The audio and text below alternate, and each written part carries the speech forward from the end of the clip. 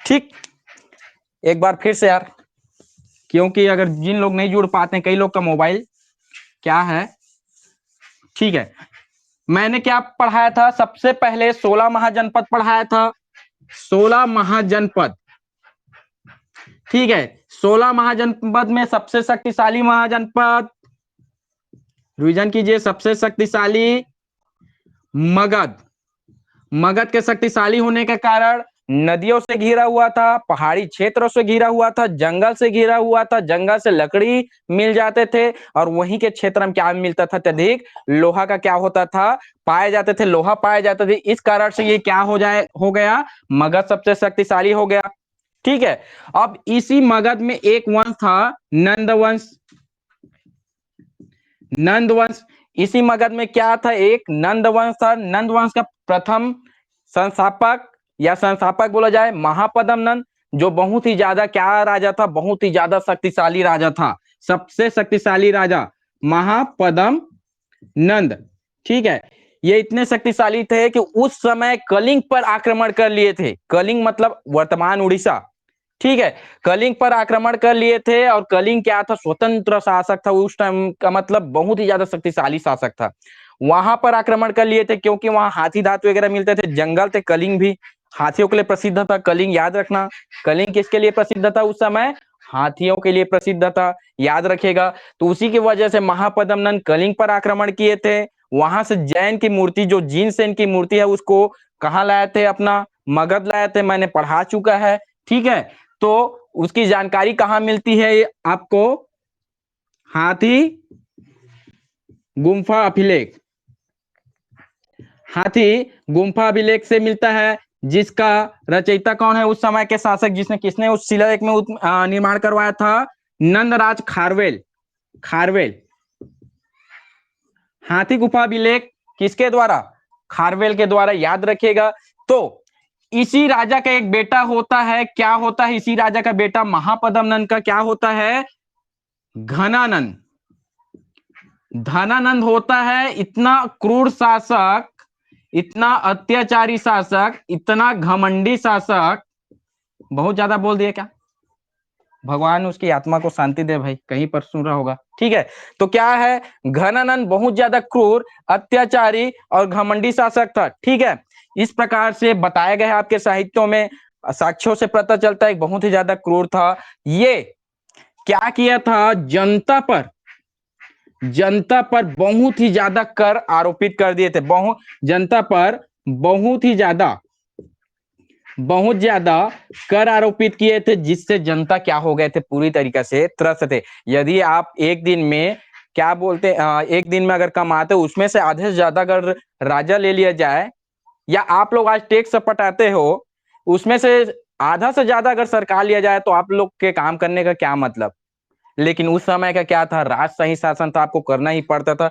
तो जनता ऊपर बहुत ज्यादा क्या लगाया था, कर लगाया था, बहुत ज्यादा क्या लगाया था, कर लगाया था, कौन, घनानंद। अब इसके कर से क्या थे, जनता बहुत ज्यादा क्या थे, परेशान थे, शोषित महसूस कर रहे थे, अपने आप को शोषण महसूस कर रहे थे, शोषित महसूस कर रहे थे। इसी समय, इसी घनानंद के समय क्या होता है, एक आक्रमणकर्ता क्या होता है, सिकंदर। सिकंदर का क्या होता है, आक्रमण करता है। सिकंदर क्या करता है, आक्रमण करता है। सिकंदर क्या करता है, आक्रमण करता है। क्या करता है सिकंदर, क्या करता है, आक्रमण करता है, कौन से, भारतीय पर, भारत क्षेत्र पर। देखो, जो सिकंदर था वो फिलिप द्वितीय का पुत्र था, और कहां से था, यूनान मकदूनिया से था, आपको पढ़ा चुका हूं मैं, ठीक है।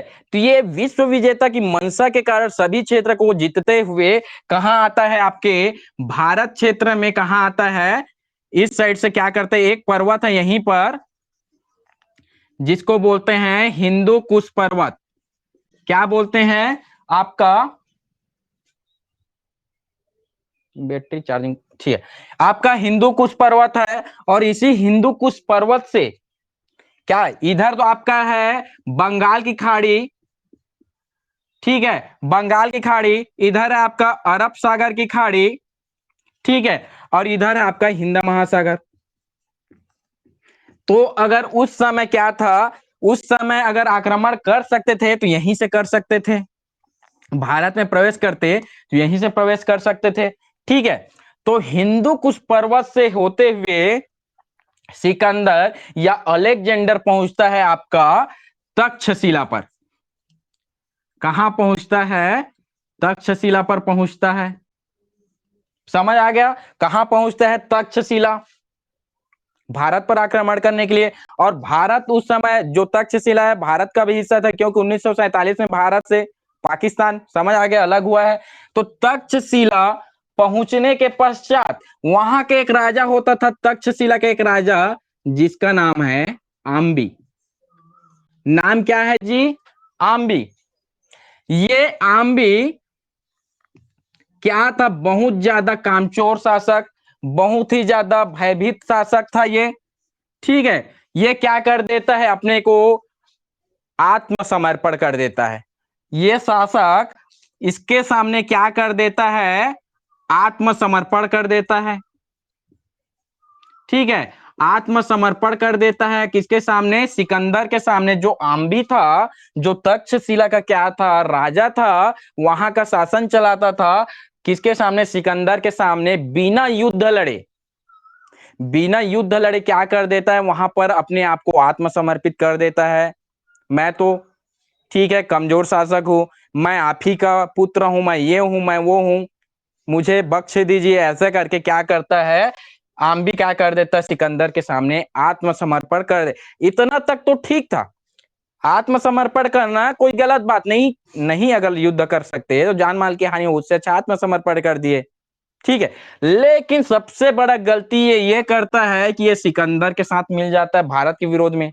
भारत के विरोध में क्या हो जाता है? आम्बी जो है भारत के विरोध में सिकंदर के साथ मिल जाता है। अगर आपको कहीं पूछा जाए कि भारतीय इतिहास में सबसे बड़ा, या सबसे सबसे बड़ा बोलता हूं, सबसे पहला जो गद्दार शासक हुआ भारत के प्रति, वो कौन था? आपका आम्बी था। याद रखिएगा। ठीक है, आपका आम्बी क्या किया? भारत के विरोध में किसके साथ खड़ा हो गया? सिकंदर के साथ खड़ा हो गया। अब क्या कर सकता है? अब ये क्या बताने लगा सिकंदर को कि भारत के जिस जिस क्षेत्र में, भारत के जिस जिस क्षेत्र में क्या था? कमजोर शासन था, उस क्षेत्र को क्या बताने लगा? जीतने के लिए उसको क्या बताने लगा? उपाय बताने लगा, युद्ध नीति बताने लगे। क्योंकि बाहर का इंसान अपने गली में शेर होता है, समझ आ रहा है ना? वो वाला कहावत सुने हो ना? तो कोई भी इंसान क्या होता है? ये क्या है? कोई भी इंसान, ये अब शेर बन गया।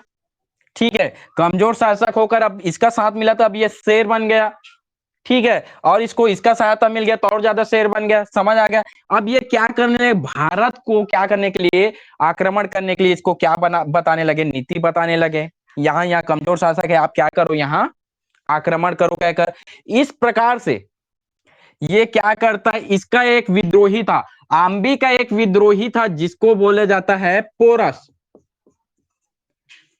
पोरस, ठीक है, आम्बी का एक विद्रोही था, एक शत्रु था उस समय, जिसको बोला जाता है पोरस। ठीक है, अब ये पोरस कहां? पंजाब का शासक पोरस था। कहा जाए तो जो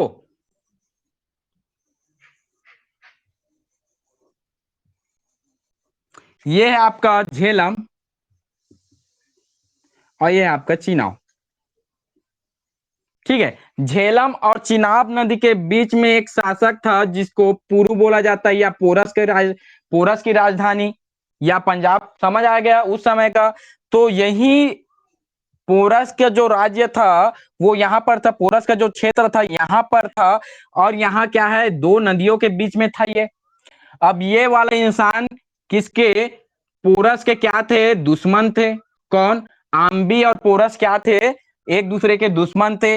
अब ये सिकंदर को बताएगा कि यहाँ युद्ध कैसे करना है, इसको कैसे जीतना है। ठीक है, अब उस समय, जिस समय क्या बोला जाता है? सिकंदर यहाँ पर आक्रमण करने लगा, वही समय बोला जाता है कि बरसात का मौसम था। कौन सा मौसम था? बरसात का मौसम था। और आप लोग जान ही रहे हो कि बरसात के मौसम में नदियां लबालब क्या हुआ रहता है, उसमें क्या बाढ़ आया रहता है, पूरा भरा रहता है, आंधियां किड़क रही है, गर्जना समझ आ गया, पूरा बादल हवा चल रही, इस टाइप का उस समय वातावरण था। ठीक है, तो यहीं पर नदियां पूरा क्या था, एकदम क्या थे, बाढ़ आए थे। उसी समय जब ये सिकंदर यहाँ पर आता है, सिकंदर जब यहाँ पर आता है तो देखता है कि नदियों में बाढ़ आया हुआ है, तो कुछ समय के लिए क्या करता है, उस साइड नहीं जाएंगे, यहाँ पर क्या नहीं करेंगे, अभी युद्ध नहीं करेंगे, आक्रमण नहीं करेंगे। फिर क्या होता है, ये जो शासक है इसको तो अपना बदला लेना था, एक और शासक मिल गया तो उसके साथ में अब डबल पावर हो गया इसके पास। ये बोला कि मैं इसके लिए कुछ करता हूं, और ये क्या करता है, झेलम पर क्या बना देता है, एक बांध बना देता है। झेलम पर क्या बना देता है, बांध बना देता है। और इसी बांध से आते हुए पोरस के साथ क्या करता है, सिकंदर क्या करता है, पोरस के साथ क्या करता है, युद्ध करता है। ये भी दोनों को दोनों युद्ध करते हैं। कौन है ये, पोरस, और ये क्या है, सिकंदर। दोनों के दोनों युद्ध करते हैं। तो इसमें विजयी कौन होता है आपका, सिकंदर क्या हो जाता है, जीत जाता है। सिकंदर क्या करता है, जीत जाता है। उसके बाद सिकंदर जैसे जीतता है, पोरस को क्या बनाया जाता है, बंदी बना लिया जाता है।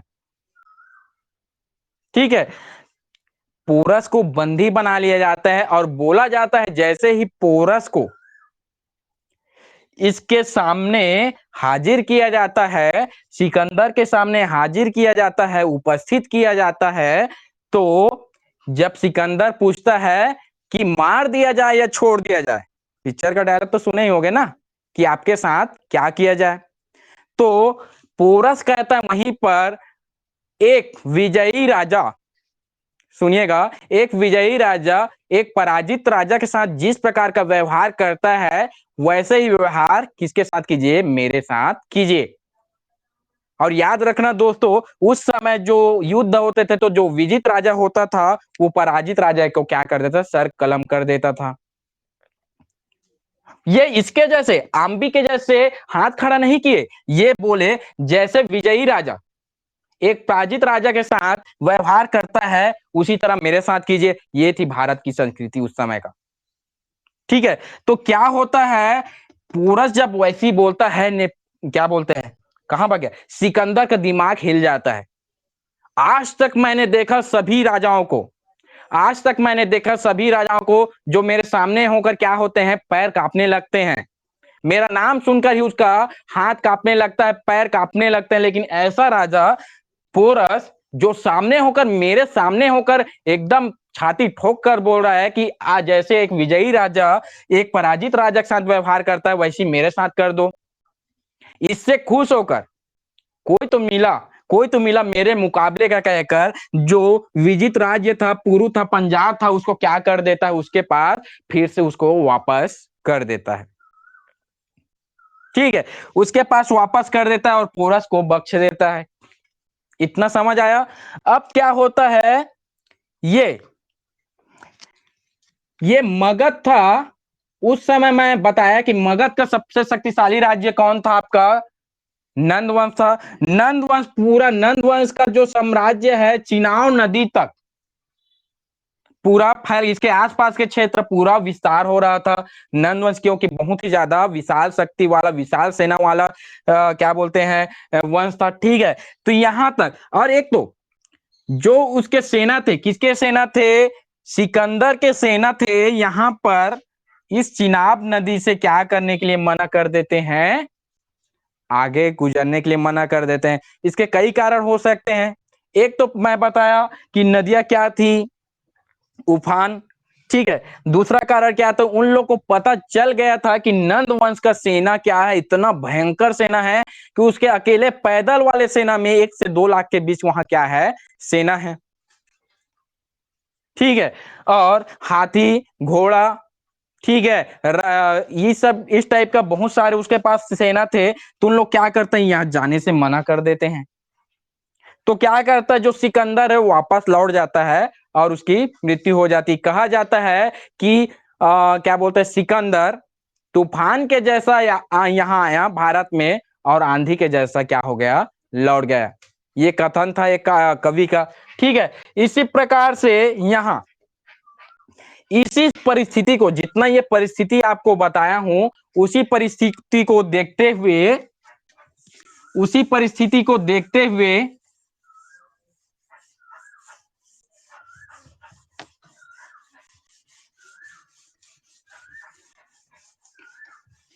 इस परिस्थिति को देखते हुए एक तक्षशिला का एक बाबा रहते थे जिसका नाम था चाणक्य। जिसका क्या था, नाम क्या था, चाणक्य। जान रहे हो चाणक्य के बारे में आप लोग? ठीक है, एक था चाणक्य। अब ये चाणक्य देखा था कि गंधार में तो पहले ही आक्रमण कर चुका था सिकंदर। उसी समय की बात है जब ये देखता है कि आक्रमण कर चुका है गंधार में, तक्षशिला में। यहाँ पर वो क्या पढ़ाते थे, लिखाते थे, आचार्य थे। आप लोग को पता ही होगा चाणक्य किसका, तक्षशिला का। ये क्वेश्चन पूछा जाता है, याद रखिएगा। ठीक है, तो ये क्या करता है, ये जाता है सीधा, चलते चलते चलते चलते मगध जाता है। मगध जाता है, मगध जाता है। मगध में जाने के पश्चात, ठीक है, यहां घनानंद से बोलता है। ठीक है, घनानंद से बोलता है कि एक आक्रमणकर्ता सिकंदर यहां तक पहुंच चुका है। ठीक है, जो सही रास्ते पर रहता है ना, उसको गुस्सा जल्दी आ जाता है। ठीक है, ये बहुत ज्यादा अश्लीलता में डूबा हुआ था, गाना नाच गाने में डूबा हुआ था, क्रूर शासक था, प्रजाओं पर कर ऊपर कर थोपता जा रहा था, लेकिन राज्य को विस्तार करने में या राज्य को बचाने में क्या इसका ध्यान नहीं था। तो इसी के लिए ये आता है और बोलता है कि आपको कुछ भी पता चल रहा है, ध्यान है कि कहाँ सिकंदर यहाँ तक पहुंच चुका है, गांधार तक कहकर। तो ये क्या बोलता है, उसके छाती में लात मारता है और उसको क्या करता है, तू घुसट बुढ़ा मेरे ऊपर क्या बताएगा, मुझे समझाएगा कि मुझे क्या करना चाहिए, एक राजा को, इतना बड़ा विशाल सेना है, उसको समझाएगा। इस प्रकार से घनानंद को बोलता है और घनानंद उसी दिन क्या कर लेता है, भीष्म प्रतिज्ञा कर लेता है, बेटा तेरा दिन आने वाला है, बेटा तेरा दिन आने वाला है। और घनानंद जैसे ही जाता रहता है, बीच में बंद हो जाइएगा, बंद हो जाए शायद मोबाइल, तो क्लास कर लेंगे क्योंकि थोड़ा चार्जिंग कम है। ठीक है, जितना देर तक चलता है उतना देर तक देखिए। तो घनानंद क्या करता है, घनानंद जाता रहता है, गुस्से से जाता रहता है, ये जाता रहता है। रास्ते में एक खेल होता रहता है, रास्ते में एक खेल होता रहता है। इस खेल में इस टाइप का खेल खेलते रहते हैं बच्चे लोग, खेल खेलते रहते हैं।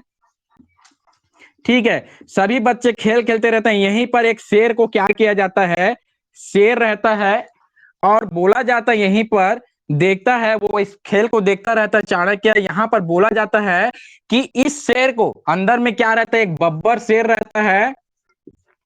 बब्बर शेर को बोला जाता है कि अगर इस शेर को कोई बिना छुए, कोई भी बच्चा बिना छुए कोई भी यहाँ का यहां से निकाल देगा पिंजरे से, तो क्या कर दूंगा मैं, वो खेल जीत जाएगा। इस टाइप का बोला जाता है। वहीं पर चाणक्य देखता रहता है, एक बच्चा खड़ा होता है, हैंड स्टेप करता है, ठीक है, हाथ ऊपर करता है। उसके बाद क्या होता है, मैं कर दूंगा ऐसे करके, क्योंकि वो बहुत ही ज्यादा बुद्धिमान समझ गया बच्चा था। और वो बोलता है, वो जान लेता है कि ये शेर मोम का बना हुआ है, मोम का बना हुआ था कहकर ये समझ जाता है, चंदू नाम का लड़का समझ जाता है कि ये शेर मोम का बना हुआ है, इसको बिना छुए कैसे निकाल सकते हैं। ठीक है, कोई बता सकता है क्या बिना छुए कैसे निकाल सकते हैं?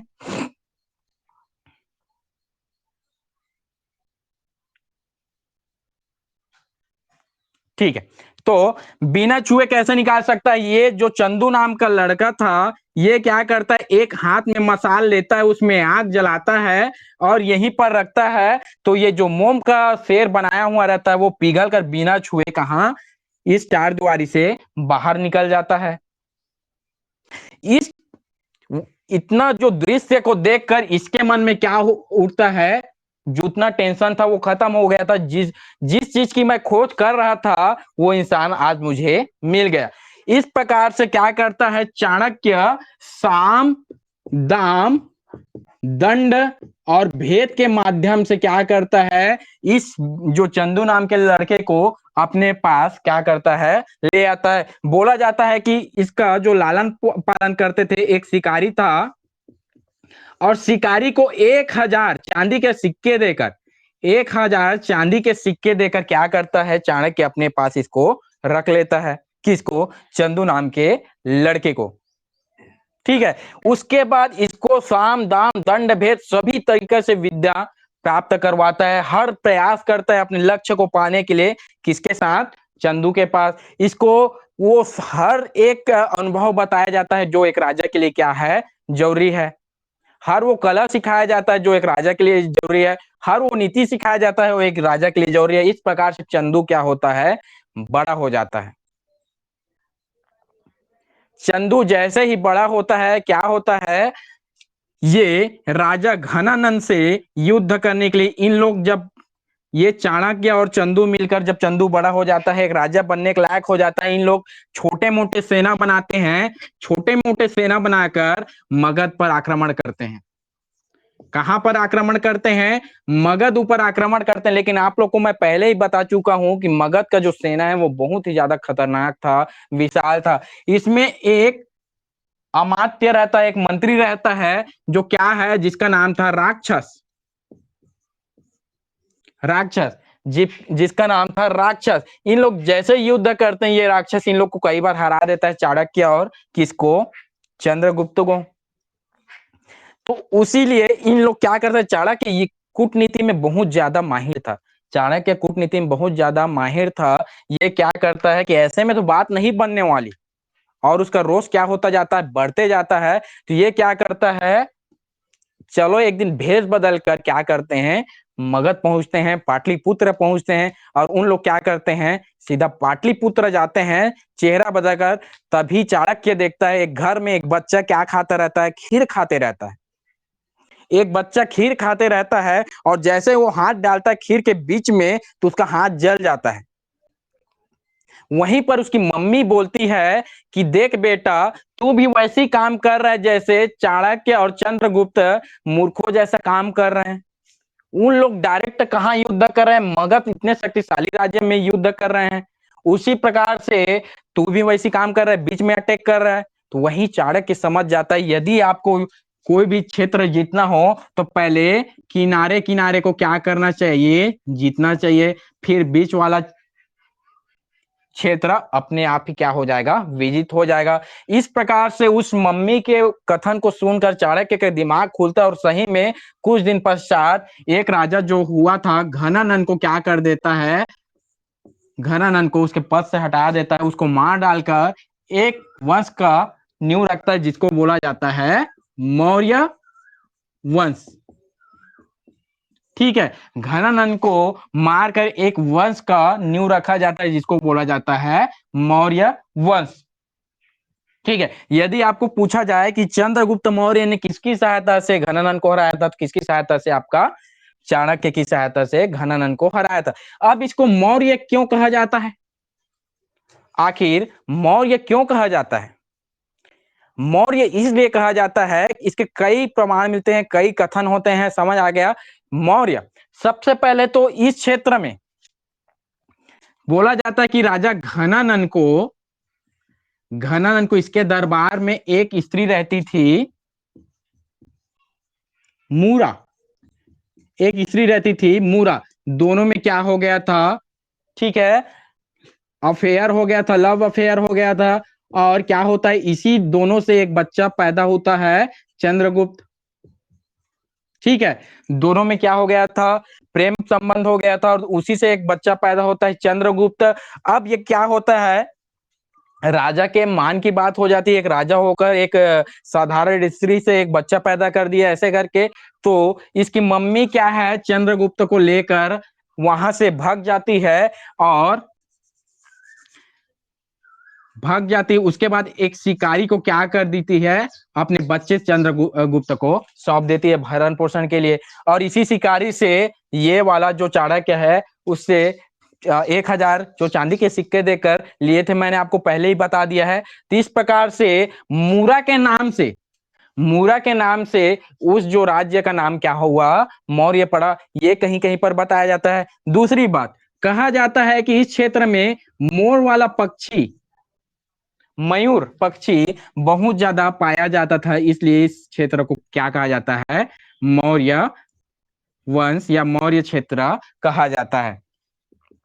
इस टाइप का था आपका कहानी आज का। ये कहानी आप लोग अपने दिमाग में बसा लीजिए कि किस टाइप का क्या हुआ था अपने देश में, क्योंकि इतिहास रटने का चीज नहीं है, इतिहास रटने का चीज नहीं है, इसको समझने का चीज है। मैंने कहां से कहां तक बताया आपको, सिकंदर से पूरा कहां तक का कहानी बताया, मौर्य तक, ठीक है। घनानंद की मृत्यु से मौर्य वंश की स्थापना होती है, वहां तक का बताया। इसमें राजा हुए, पहले राजा हुए चंद्रगुप्त मौर्य, जो जैन धर्म से संबंधित थे, जो जैन धर्म के अनुयायी थे। जैन धर्म के बाद क्या हुआ, बिंदुसार हुआ। बिंदुसार क्या थे, आजीवक संप्रदाय के अनुयायी थे। आजीवक संप्रदाय कौन, मखली पुत्र गोसाल, याद आ रहा है, मखली पुत्र गोसाल लिखवाया था, वही क्या थे, आजीवक संप्रदाय के क्या थे, प्रवक्ता थे। और तीसरा आपका होता है अशोक। कहा जाता है कि अशोक पहले शैव धर्म के अनुयायी थे। क्या, कौन सा धर्म, शैव धर्म के अनुयायी थे, लेकिन बाद में उसके हृदय परिवर्तन के बाद जब निग्रोध ने उसको दीक्षा दिया, जब उपगुप्त ने उसको दीक्षित किया, उसके बाद क्या होता है, वो बौद्ध धर्म के अनुयायी हो गए।